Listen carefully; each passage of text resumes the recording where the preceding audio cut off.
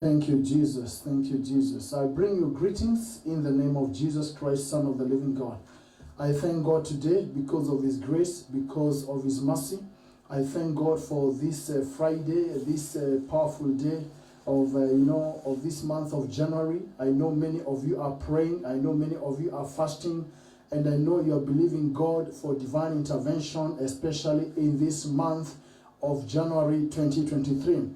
I thank God because He has given you an opportunity to see 2023. As I always say, it is by the grace of God and the mercy of God that God has allowed us to venture into 2023. We have so many things to thank God for, to appreciate God for, because of bringing us into this wonderful year and this prophetic year of 2023. And I know because many of you are in prayer centers and many of you are fasting in this month of January, you are trying to entreat the favor of God upon your life, upon your ministry, upon your businesses. And I know that by the grace of God, that this season things are going to be different. It's good to humble ourselves before the Lord. It's good to seek the favor of God through prayer and fasting. But it is also important, like I've said before, even in terms of fasting, one of the purposes of prayer and fasting is to hear a word of thus says the Lord, is to hear an inspirational word, a word of encouragement, a word of direction, a word that is going to take you through to 2023 with guidance and leading of the Holy Spirit. So wherever you are, ladies and gentlemen, I want to bring to you a word. And this is a word that God has put into my spirit to minister this day. It is a word that is going to encourage you. It is a word that is going to unfold mysteries of the Word of God and what is happening in this season of 2023, the expectation thereof. I thank God because, in every country, in every nation, there are prophets that God has raised. And I've said before that, the purposes of the gifts of the ministry, the prophets, the apostles, the teachers, the pastors, and the evangelists is to edify the body of Christ. And especially this time where nations and kingdoms and institutions, they need direction, the ministry of the prophet, comes in, because it is able to, the ministry of the prophet is able to come in with the spirit of revelation. It is a gift. Hearing God is for everybody. But I also know that there is what is called the office of the prophet. I know there are major prophets. I know there are minor prophets, because what is written in the law and the prophets was fulfilled in Christ. So we need to understand, ladies and gentlemen, that the Spirit of Christ is the spirit of prophecy. It is the spirit of revelation. And so this evening, I want to share with you a message that is going to bless you. It is going to encourage you. And the title of my message this evening, I'm calling it The Seasons of Restoration. The Seasons of Harvest, Seasons of Restoration is a message that I've also preached. You can watch it on YouTube. I've preached other messages there that can encourage you.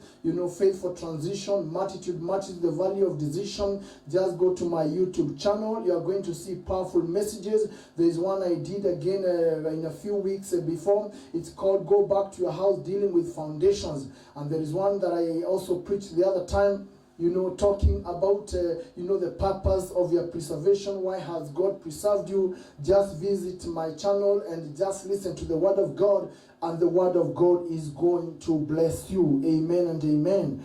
So, seasons of harvest. I know the Bible says that in the book of Genesis 8:22, as the earth remains, seed time and harvest time shall not cease. It's important, child of God, to realize that in this life there are seasons of sowing, where you plant, where you do good things and plant seed on the ground, and then comes the season of harvest. And many people, child of God, they do not understand how to handle the seasons of harvest. You have an expectation because you did good in 2022, 2021, 2020, and then sometimes you don't understand when the season of harvest is going to come. And when the season of harvest comes, you don't know how to handle it, because the seasons of harvest, they come because they are commanded by God. They have their own protocols. They have their own ways of handling season of harvest. Otherwise, you can lose your seasons of harvest if you don't understand the protocols of harvesting. It is important, ladies and gentlemen, as the Bible says in the book of Galatians, that do not be weary in doing good, because in due time you are going to harvest. We serve a God of harvest time. Oh, our labors are not in vain. Our work is not in vain. Our effort in the kingdom of God is not in vain. We serve a God who brings about a harvest. And sometimes the lack of harvest can bring about disappointment. It can bring about a distress. It can bring about a lack of joy and happiness, simply because you missed on your timing and season. We serve a God of time and season. We serve a God of time and chance. And it is important, ladies and gentlemen, to understand that your seasons of harvest are meant to elevate you. They are meant to encourage you. They are meant to bring promotion in your life. And seasons of harvest are very important, ladies and gentlemen, to any person, to any institution, to any government, and to any other institution outside there. And even the things that we have done previously that signify a harvest, we must be careful to understand that it is the will of God for you to have a harvest. Jump with me quickly in the book of 1 Samuel chapter number 6. I want to read a few scriptures there, and I'm going to expound as I preach on, and I'm going by the end of this service, you're going to understand the season of harvest and how to handle them and the expectations thereof in the seasons of harvest. Can somebody shout hallelujah? 1 Samuel chapter 6 from verse number 13, the Bible says, "And they of Bethshemesh were reaping their wheat harvest in the valley. And they lifted up their eyes and saw the ark and rejoiced to see it.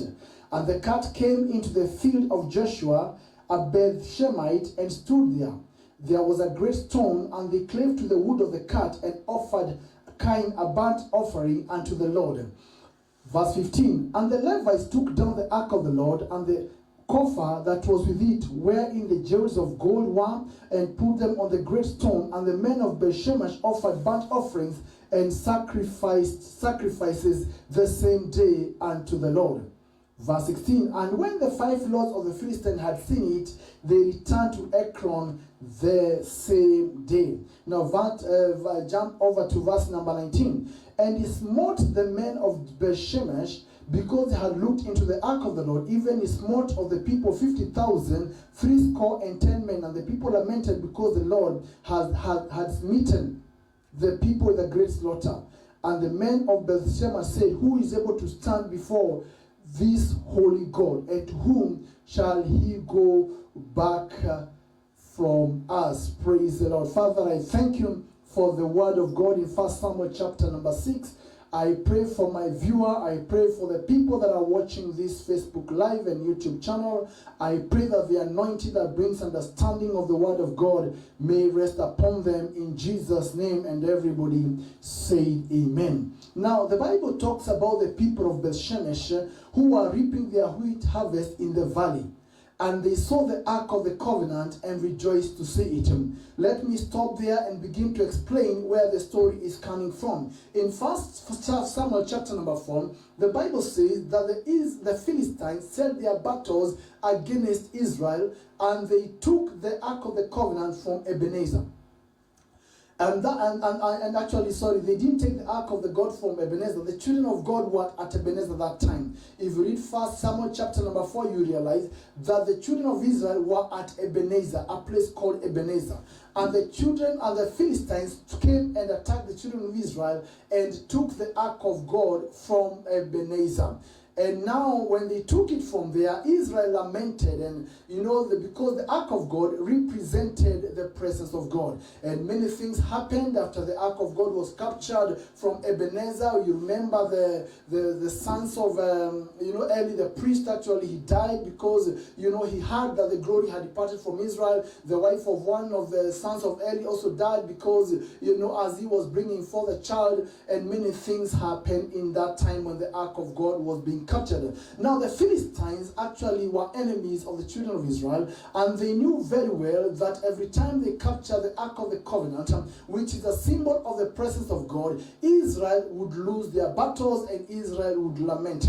They had lived so long with the children of Israel to understand that their strength was in the Ark of the Covenant.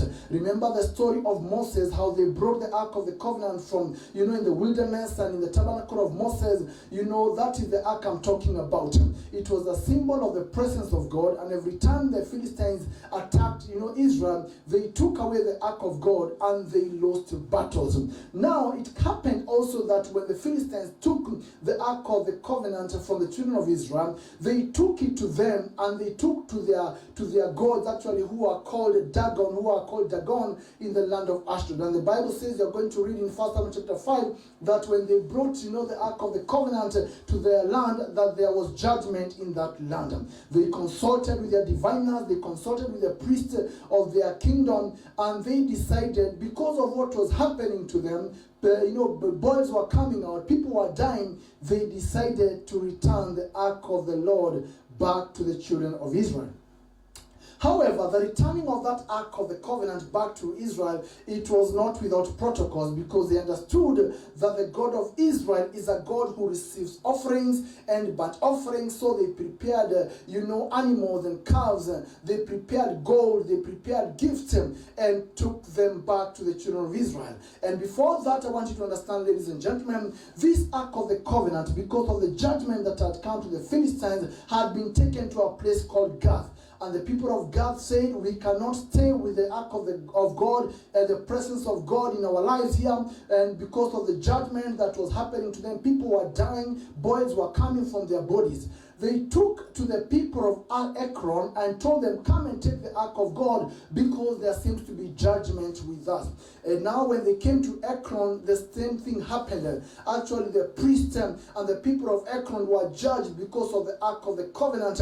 And now they decided, we are taking the Ark of God back to Israel, and we need to observe some protocols, and we need to send it away so that we may have peace in our land. And the Bible talks about, the Ark of God staying in the land of the Philistines for 7 months.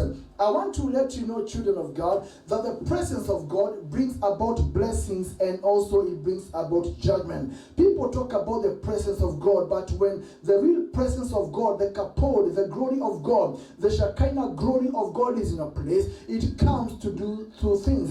I want to remind you of the apostles after the day of Pentecost, and Peter was filled by the Holy Ghost, and they were preaching the gospel. And Ananias and Sapphira, they lied to the Holy Spirit by promising to give land or to give to their ministry, and they lied to the Holy Spirit and not to God. You see, the Holy Spirit is a symbol of the glory of God, and when the presence of the Holy Spirit is there, the Holy Spirit defines to us the glory of God and the power of God.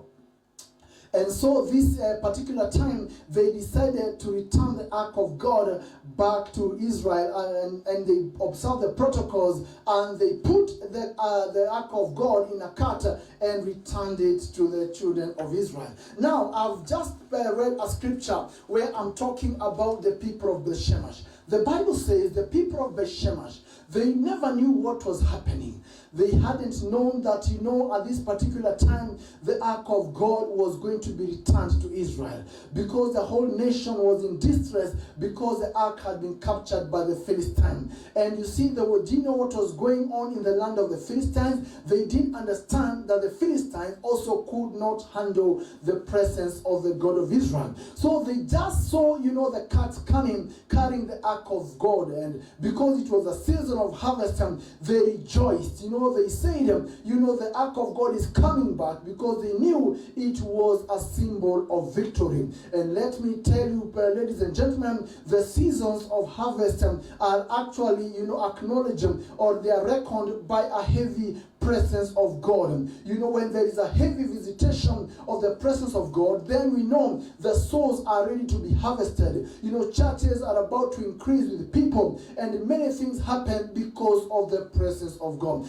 But the people of Bethshemesh, they were harvesting, and they looked on the ark and the presence of God coming down to them, and they knew what to do because they offered sacrifices. You know, they tried to handle well the ark of God. You know, they rejoiced, they danced. And I want you to note, ladies and gentlemen, that after all these things, the priest now of the Ekron, after they saw the people of Bethshemesh rejoicing, and they saw the way they were rejoicing and being happy about the ark of God, and the way they had handled the ark of God, the Bible says that the priest and the leaders, the elders of Ekron, they returned back to the Philistines because they had seen that the ark of God had been received. But ladies and gentlemen, as I'm about to preach now in a short while, when the ark of God came to the people of Bethshemesh, though it was their season of harvest, so many things happened to them. The Bible says that in verse number 19, that, you know, they died, many of them, because they looked into the ark of God. They did not understand the protocols of that visitation. They did not understand how to handle that move of God. They were excited in the flesh. Oh, they thought the move of God can be tampered with. Oh, they were so fleshly in their understanding. And so when they looked into the ark of God, the Bible says there was a great slaughter into them. And let me tell you, ladies and gentlemen, there were priests in those days. As you continue to read that, there were priests of the Lord. And those priests, the Levites, when they took the ark from the people of Bethshemesh, they knew how to handle it. They knew how to work with it. And that is why the people of Ekron returned, because they knew now the Bethshemite people and the people of Levites and the Levites, the ark of the covenant, they knew how to handle it very well. And ladies and gentlemen, even if you are expecting a move of God, I want you to let you understand that the move of God is dangerous. A visitation can destroy a country, it can destroy a people. We need to put our house in order. We need to understand that a move of God has to be handled in the right way. And that is why you realize that many nations are not able to handle the move of God because they don't understand the protocols of the Lord's visitation. You find great men, you find people being used of God, and after a particular time, that cloud leaves from that nation. And so, ladies and gentlemen, you have to understand we are serving a holy God. And when we talk about a holy God, we are talking about a God who is holy in his ways. He's holy in his protocols. And when we talk about a visitation, ladies and gentlemen, we need to understand there is a way a move of God is handled. And the people of Bethshemesh understood the Levitical order. They called the Levites and they did allow them to handle the ark of God. However, because of the over-excitement and because of the way they understood the move of God, like in the days of Nehemiah and Ezra, when they were rebuilding the temple, there was a generation of young people that saw the temple being erected and they danced and rejoiced. But there were elders who were crying and saying, this one they are crying for, they are dancing for nothing. This is not the real move of God. We saw the church in its former glory. We saw the anointing in the former days. And so this one we are seeing in this generation is fake. Ladies and gentlemen, I wish to talk to somebody tonight. I want to talk to the church. I want to talk to the body of Christ. Every time there's about to be a visitation of a real anointing and power, there is always a counterfeit of a visitation. And that is what people don't understand. When there is a counterfeit of a visitation, where there is a counterfeit of an anointing, or where there is a counterfeit of a move of God, people fall prey into it and they end up in judgment. We've got to have discernment. Oh, we've got to understand what is happening in our dispensation, because these are the last days. Jesus said there shall appear false Christ and false prophet. And if that is the order of the day, we need to have discernment, child of God, in order to understand this is the anointing, this is a move of God, this is a true spirit of God that is working and moving among God's people. This is what was happening with the people of Bethshemesh. Although the Levites were there, although the people that were supposed to handle the Ark of the Covenant were there, they still picked put into the ark of God, and the Bible says there was a great slaughter to the people of Beth-Shemesh. And you see the people that were supposed to enjoy their harvest, and the people that were supposed to walk in the move of God, they lost it. They lost it because they did not understand the protocol of a visitation. Oh my God, they never understood. When Jesus Christ was entering Jerusalem, the Bible says he was riding on a donkey. Oh, and the people of Jerusalem, they understood this is a king. It is written in the book of prophet Isaiah, behold, your king comes rolling riding on a donkey. And they spread their garments for the king to pass in. And ladies and gentlemen, we've got our eyes to be opened in order to see the vessels of revival, in order to see the true prophetic ministry, the true apostolic ministry, or the true pastors and the fivefold ministry. We need to understand these are the last days, and Satan is having his counterfeit gifts and ministries, and so we need to have discernment in order for us to have a visitation. Can somebody shout hallelujah, praise the name of Jesus? Now the people of Beth-Shemesh, they died because they could not handle the presence of God. And ladies and gentlemen, let me tell you something. After they died, after they were killed, the people of Beth-Shemesh now decided, oh, we have had a great slaughter. People have died because of this ark of God. This presence of God seems to bring judgment. What are we going to do with the ark of God? And the Bible says they call the people of Kirjath-jearim. The people of Kirjath-jearim, it's a difficult Hebrew word. When they called them, the Bible says that they consecrated Eleazar.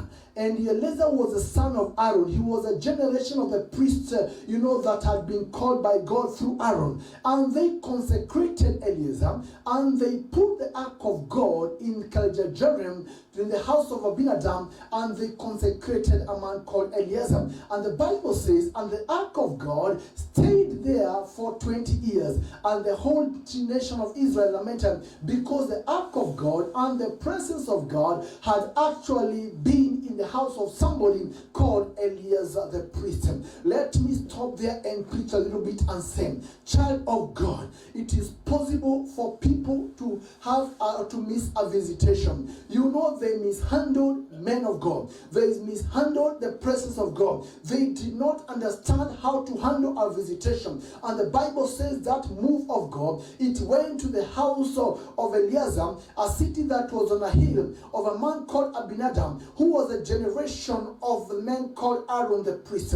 And my God and my Redeemer, the Bible says that the ark of God and the presence of God stayed in the house of one man for 20 years. Ladies and gentlemen, God does not have a problem in walking with one man. Actually, the book of Ezekiel 22 and verse 30 says that God is looking for a man. Oh, that he looked for a man among them. Oh, ladies and gentlemen, if God can find a consecrated vessel, if God can find a person who will know how to handle the presence of God, who will know how to stay with the move of God, who will know how to maintain the anointing and the dimension of the flow of the grace of God, in order to bring liberation, in order to bring a generation out of bondage, in order to bring a move of God, in order to stay in the line of Christ and glorify the Son of God. I'm telling you, God will walk with that individual. And that is how countries and kingdoms and nations and churches have missed on a move of God, because they assumed the move of God. They did not know how to handle the presence of God. Ladies and gentlemen, there is a difference between being anointed, and there is a difference between walking in the cloud of glory. And that cloud of glory is what I'm calling the presence of God. Oh, there are people in the 20th century and the 19th century that walk in that glory. There was a lady called Kathryn Kuhlman. You can read her story, on the internet. Kathryn Kuhlman would walk into a hotel room, and the people that were working in the kitchen, would be able to be slain because he carried a glory. And we are talking about the power of God. There are men of God that God is looking for, that are going to carry the ark of God. Everything that was represented in the ark of God was staying in that one man. time. Remember, it was that ark of God, that made Joshua cross the Jordan. It symbolized the presence of God. And this time, that ark of God, the whole counsel of God, the whole wisdom of God, the whole power of God, the whole authority of God was in the house of a man called Abinadab, in the house of Eliezer. Ladies and gentlemen, oh my God and my Redeemer, we must be consecrated. The Bible says they consecrated Eliezer, and he stayed and took with the ark of God. He stayed with it for 20 years. The blessings of God were upon one man. The ark of God was in the house of one man. Ladies and gentlemen, we thank God for the order that we have in church. We thank God for the hierarchies and the ranks and the dimensions we have in the house of God. Oh, but if there is no consecration, if there is no holiness, if there is no righteousness, if there is no integrity, we cannot be able to maintain the move of God. And God is not moved by the capacity in our churches. Oh, God is not moved by whom we know and whom we don't know. Oh, are you consecrated? Are you sanctified? Are you able to contain the holiness of God? Are you able to contain the holy grace of God? Are you able to expand your boundaries? Oh, to the extent that you have the full counsel of God and the understanding of God in your life. Oh, God is looking for a people, oh, that are going to go beyond denomination. Oh, they are going to go beyond traditions of men and handle the presence of God. God is looking for a man. God is looking for a woman that is going to carry a cloud, and that cloud will bring about a revival and bring about a healing and bring about a turnaround of nations and kingdoms. God can use one man. That is why he called Abraham. The Bible says when Abraham was alone, God called him and blessed him. Ladies and gentlemen, oh, in this season of harvest, we're expecting a harvest of the move of God. We have planted seeds. We have planted good things in the house of God. We have harvested. We have fasted. We have prayed. We have given. We have done so many things. And we are expecting a visitation that is going to bring a change in this nation and bring a change to the nations of the world. But God is looking for a people, oh, that can contain his glory, that can walk in the Shekinah glory of God. The Bible talks about the Shekinah glory that came upon Moses. The Bible says when Moses came from Horeb and he came down from the mountain, oh, that he had to put a covering over his face, oh, because people could not look on him because of the glory of God. And in the New Testament, the Bible says that veil has been removed in Christ. So we need a people that are walking in the glory of God and walking in the anointing of God. And we are going to see the glory of God, oh, resting on the sons of men, bringing a change in a nation, bringing a change in the house of faith. Praise the name of Jesus. Can somebody shout hallelujah? In Christ, the veil has been removed. Ladies and gentlemen, oh, people are waiting for the manifestations of the sons of God. And the sons of God must be like Christ. They must carry a glory. The glory that came on the Mount of Transfiguration. Oh, when Jesus took Peter, James, and John to the Mount of Transfiguration. Oh, my Redeemer. The Bible says, and his countenance was changed. And his garment was changed. Everything about Christ changed. I'm talking to a child of God. I'm talking to somebody who has been hungering and thirsting for a kapod, for a Shekinah glory of God to rest upon your land. Oh, be sanctified. Oh, be consecrated. And understand that you are serving a holy God. And that glory carries the holiness of God. You've got to have a dimension of sanctification. Oh, that will allow the cloud of glory to rest upon you. Can somebody shout hallelujah? Oh, the people of Kaljajarim, oh, they took the ark of God. Simply they understood the season of harvest. And child of God, in this season of harvest, you've got to be sanctified. Oh, you've got to be cleansed. Oh, you've got to be holy before God. If you read verse 7, 1 Samuel chapter 7, you will understand that the lamentation of Israel, it was so bad until they called Samuel the prophet. And the Bible says that he called them at Mizpah, and he offered burnt offerings unto the Lord, and he cried unto the Lord for the sake of Israel. And the Bible says at Mizpah, oh, the Lord thundered against the Philistines, because the man Samuel Samuel was a sanctified prophet. He was a holy prophet of God. And so he took the whole nation of Israel to the mountain of Mizpah. And the Bible talks about Mizpah being a watchtower of the Lord. Ladies and gentlemen, in order for us to experience revival and a move of God, we've got to go back to Mizpah. We've got to go back to a high place, to the spiritual dimension of the grace of God. We've got to go beyond principalities and powers. Oh, you've got to go beyond denomination. You've got to go beyond traditions of men. You've got to go beyond the ways of men and say it is Jesus Christ that you want to see. We've got to hunger for Christ in order for there to be a visitation. And Prophet Samuel took Israel to Mizpah. And the Bible says that Israel, had victory. And they called that place Ebenezer. Thus far the Lord had brought them. I want you to understand, ladies and gentlemen, it took the intervention of a holy prophet. It took the intervention of a man of God in order for Israel to be visited. But all this time,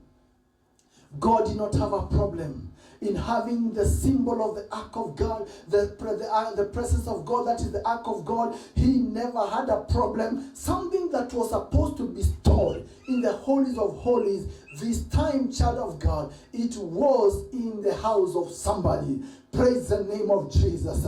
And God does not have a problem in looking for one man that is going to carry his glory, that is going to walk in the power of God, that is going to walk in the humility of the anointing, or that is going to walk in the integrity of the anointing, or that is going to walk in the fear of God, that is going to have a big heart to understand that we are living in the last days and the people need salvation, and people need to come to the knowledge of Jesus, and the people need to come to the harvest where we need to harvest souls. Ladies and gentlemen, we could be living in the season where there is a harvest of souls, but we don't understand how to handle a move of God. Ladies and gentlemen, Prophet Moses told the people, put away the strange gods. In other words, you did not miss the visitation of God for nothing. There was something wrong that made you miss the visitation. And that visitation is that you are worshiping other gods in your heart. Or you are lifting holy hands on church on Sunday, but you are worshiping other gods. Or you are doing ABCD, you are doing ministry, you are serving God, you are doing all those kind of things, but you are not serving God. There is a problem with your heart. It's a message of the heart. Ladies and gentlemen, when it came to the people of Kirjath-Jearim, they were consecrated. They were ready to walk in holiness. They were ready to maintain and understand the protocols of the Ark of the Covenant. And the Bible says for 20 years, Israel lamented because the ark of God was in the house of one man called Eliezer. Oh, ladies and gentlemen, you don't have to miss the visitation of God in 2023.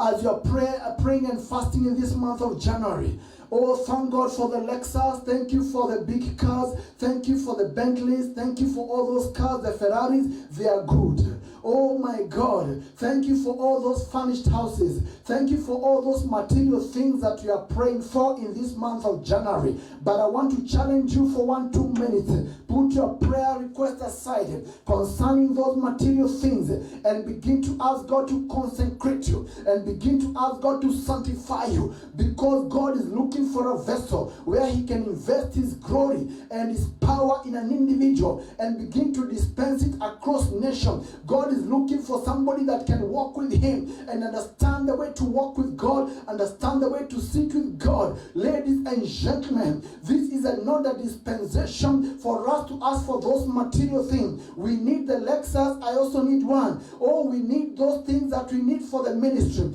But let me tell you, ladies and gentlemen, for us to experience a visitation and a revival, we must put our priority right. Oh, we must put the hunger of God first, and the hunger for righteousness, and that for holiness, my God Almighty, and hunger for integrity, so that God will be able to visit us and find you worthy of his calling, and find you worthy to maintain the glory and the presence of God. Can somebody shout hallelujah? Ebenezer.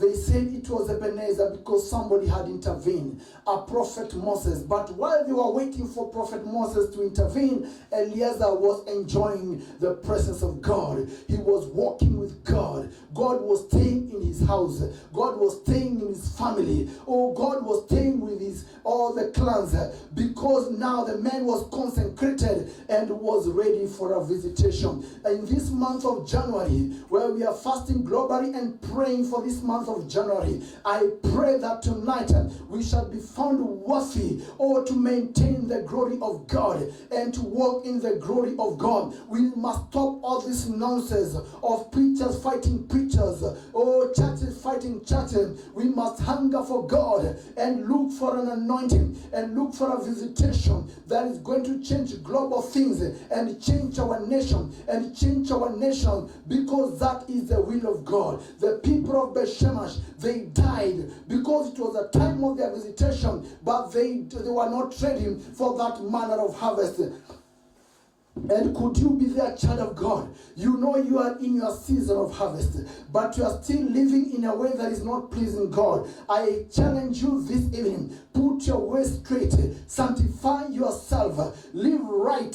Try to please God on every side. Hunger for God. Stop hungering for things that cannot profit. Jesus said we seek first his kingdom and his righteousness, and all these things shall be added unto us. The church and the body of Christ must put priority right in order for us to have a visitation. And if you are not going to do it corporately and do it at an individual level, I promise you, child of God, God will visit you. He will come and stay with you. That's what Jesus said, that if you keep my word, and I want to remind you that what was inside the ark of God was the word of God and the manna and the tablets of Moses. You need to understand the word of God is able to bring a change in your life if you can walk with the word of God. Jesus said in John 17, sanctify them by your word. Your word is truth. Ladies and gentlemen, we've got to get the word of God in our lives for the purpose of getting the word of God, for the purpose of sanctification, for the purpose of knowing God. We must stop using the word of God to merchandise the gospel. We must stop using the word of God, to use it, to abuse it, to misuse the word of God, to misrepresent it. Ladies and gentlemen, that is why judgment is coming, because we have abused the word of God. We have mistaken the word of God. We have taken it as an instrument of abuse instead of using it as an instrument of sanctification and pointing people to Jesus. Praise the name of Jesus. I thank God tonight because your season of harvest have come. I know you are the person that God is looking for. I know you're the person God is looking for to sanctify and have a visitation. 2023 is your year of visitation. You are going to walk in an anointing. You are going to walk in the power of God if you choose the way of sanctification. Hallelujah. You better walk alone, separated and sanctified, than to walk incorporated and being institutionalized and being there operating in multitude and end up in the valley of decision. Child of God, this is your season, and I believe where you are, God is about to visit you. Can somebody shout hallelujah? Praise the name of Jesus. Your seasons of harvest have come. And before I wind up the broadcast, I want to pray for somebody today. I know that you cannot enter your season of harvest because you don't know the owner of the harvest. You don't know Jesus Christ. You don't know Jesus Christ as Lord and Savior in your life. You have been worshiping foreign gods. I told you when India discovered that their gods could not help them from COVID-19 and coronavirus, they threw their gods into the sea and in the lakes. There are things that you've got to throw away. You've got to put away those gods that cannot change your life, that cannot keep you, that cannot preserve you, and believe in the only begotten Son of God, Jesus Christ. John 3:16 says, whosoever shall call upon the name of the Lord, it says so shall be saved. And whoever believes in him shall be saved. The Bible says to as many as believed in him, and called on his name, they are saved. And I want you to call upon the name of Jesus. John 3:16, go and read it. And Romans 10:13 says, whosoever shall call upon the name of the Lord shall be saved. You read John 3:16, 13 and Romans 10:13, it will help you to understand that Jesus Christ is able to save you and to deliver you. And so I want to pray for you. If you don't know Jesus Christ, I want you to say after me. I want you to say, Lord Jesus Christ, I believe you are the Son of God. I believe that you died on the cross for me. I believe that you rose again for my justification. I believe that you are coming back again. I ask you this day to save my soul, to deliver my soul. I receive you in my heart as Lord and Savior of my heart. From today, write my name in the book of life. I receive you as my Lord and Savior. And Satan, I renounce you. I renounce your ways and in the kingdom. I belong to Jesus Christ, Son of the living God. I believe by that short prayer, the Father has heard you by faith, and Jesus Christ has heard you by faith, and the Holy Spirit has heard you by faith. And I want you to go near a church near you. You know, where you know somebody who is born again, a colleague that you work with, somebody in your neighborhood you know they go to a sound church, or a preacher that you know that they have a sound church. Visit them, talk to them, and tell them you gave your life over at Pentecost and escape the corruption that is in the world in Jesus' name. I want to pray for you. Father, I pray for my viewer. I know they are watching this telecast on YouTube and Facebook. I pray for them now. I have prayed for them by faith. I believe that they have given their life to Jesus Christ. Satan, I command to remove your hands over the child of God. My God, deliver that woman, deliver that man in Jesus' name. I declare today they have entered into the kingdom of God. Help them and cause them to grow in the grace of God in Jesus' name. You are blessed. God bless you. God bless you. In the name of Jesus. And today, I want to pray for the sick. You are watching this YouTube channel and you are sick in your body. I want you to stretch your hands over your channel, over your phone, over the gadget that you are using. I want to rebuke the spirit of infirmity and sicknesses and disease. It's not your portion. Jesus, wherever he went, he did good. How God anointed Jesus Christ of Nazareth with the Holy Ghost and power, who went about doing good and healing all those who are oppressed by the devil. Just stretch your hands. I want to pray for you. Father, in Jesus' name, I pray for that woman. I pray for that man that is stretching their hands over this channel. I declare in the name that is above every other name, every infirmity is bound. Sickness and disease, leave my viewer alone. In the name of Jesus, I rebuke infirmities. I rebuke diseases. Leave that body. It is the temple of the Holy Ghost. I command those who are sick in their body to be healed right now in Jesus' mighty name. And now, right now, I believe by that prayer of faith you are healed. Do what you could not do wherever you are. And if God has touched you, I want you to call this number 0722-726-715 or 731396-800 or 731396-400 and tell us that Jesus Christ has touched you, and then we are going to pray together in the name of Jesus. So until next time, this is Apostle James Leslie Mushugi from Faith Foundation Gospel Ministries in the city of Nairobi. God bless you, wishing you a prosperous and a happy 2023. Continue to enjoy the grace of God. Shalom, shalom. God bless you. God bless you. Amen and amen.